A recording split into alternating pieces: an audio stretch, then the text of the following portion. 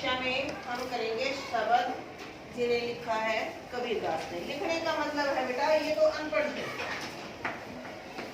इन्होंने कुछ नहीं लिखा। जो भी लिखा है ये इनके शिष्य रहे हैं, एक सुंदरदास, उन्होंने लिखा है।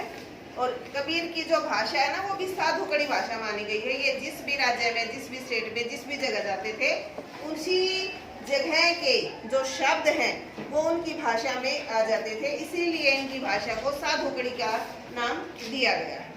हमने इसके दोहे पढ़ लिए, अब हम देखेंगे इसके शब्द।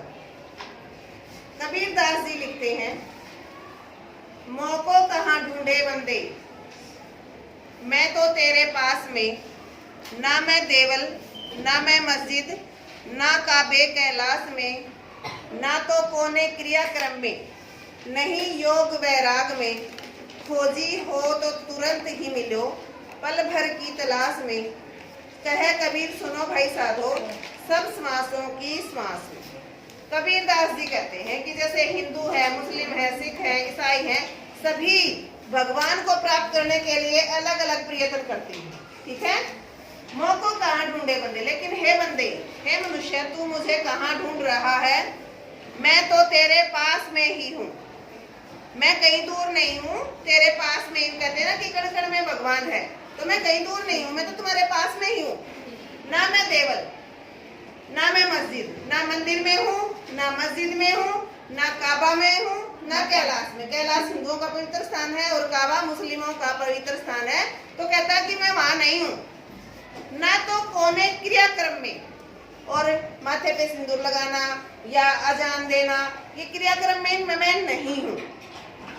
नहीं योग वैराग में, और ना ही मैं तुम संसार को छोड़कर किसी पर्वत पे जाकर योग धारण करते हो, उससे भी प्राप्ति, आप सबको मेरी प्राप्ति नहीं हो सकती।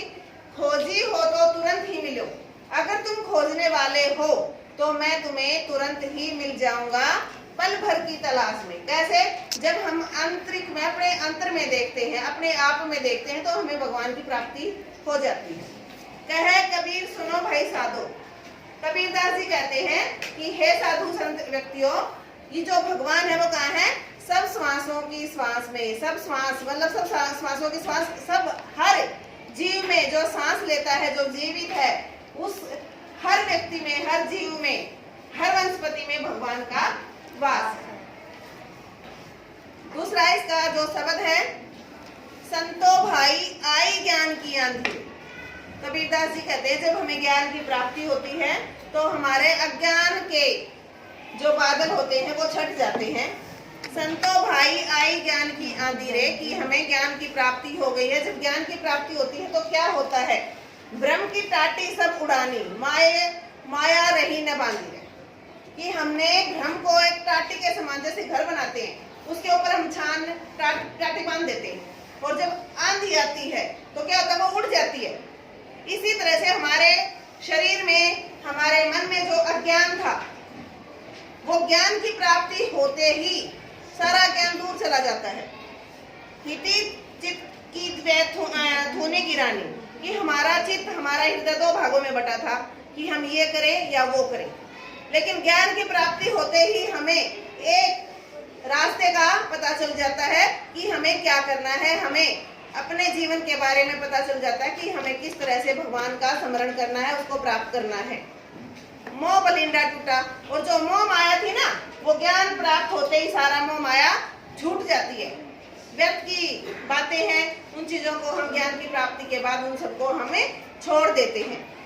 तृष्णा छानी परी घर ऊपरी, तृष्णा लोभ, कि मुझे और भी चाहिए, इतना तो मेरे पास है, इतना और चाहिए, मुझे और भी ज्यादा चाहिए, वो लोभ है। वो ज्ञान की आंखें आने के बाद वो क्या हो जाता है?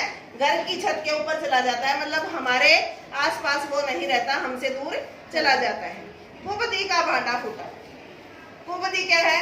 कि जब तक हमारे पास ज्ञान नहीं होता, हमें अज्ञानी होते हैं, हमारी बुद्धि कुबुद्धि होती है। हम सारे व्यर्थ की बातें करते हैं, व्यर्थ के क्रियाकलाप करते हैं, व्यर्थ की चीजें करते हैं, लेकिन जब ज्ञान की प्राप्ति होती है तो हम उन चीजों से आगे बढ़ जाते हैं।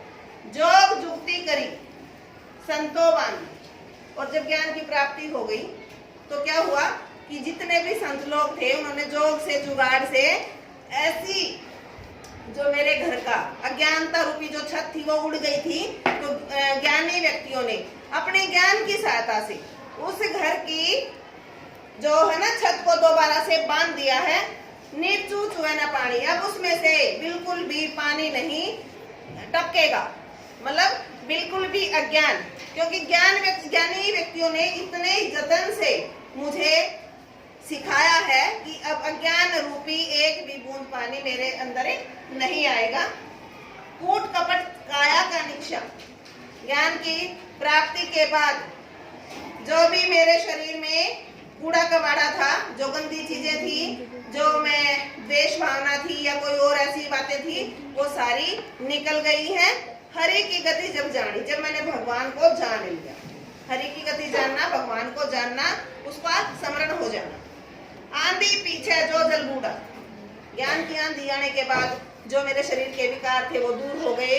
और उसके बाद में जब जो बारिश आई है, बारिश ज्ञान रूपी बारिश, जब मुझे ज्ञान की प्राप्ति हुई है, प्रेम हरिजन भीगा, कि उस पानी से मेरा जो मन है वो भीग गया है, उस प्रेम से हरिजन का मन भीग गया। हरिजन भगवान को स्मरण करने वाले व्यक्ति। कहे कबीर भान के प्रगटे, भान सूर्य, सूर्य के ज्ञान रूपी सूर्य के उदय होते ही भयातम खीना, अज्ञान रूपी अंधकार था वो खत्म हो गया है, नष्ट हो गया है। अब चारों तरफ ज्ञान रूपी प्रकाश फैला हुआ है। धन्यवाद।